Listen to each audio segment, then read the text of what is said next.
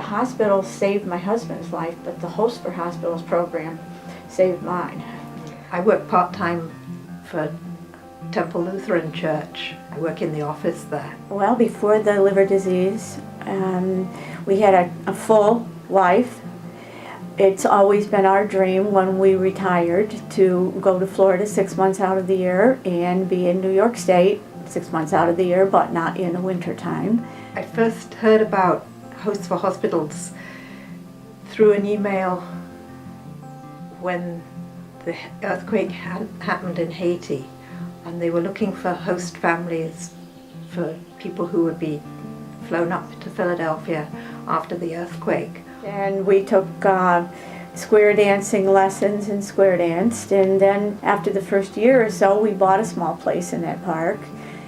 We have an extra room upstairs, and I thought, hey, that would be something interesting to do with the room.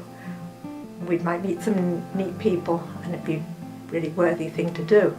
We made a lot of friends down there, joined a lot of organizations, and did a lot of things with a lot of people, and had the best of both worlds, really, which we had planned on all of our lives. You know, we spent a lot of time together, doing things together, and especially the square dancing. He's such a good square dancer. That was before, but then the illness started to take over.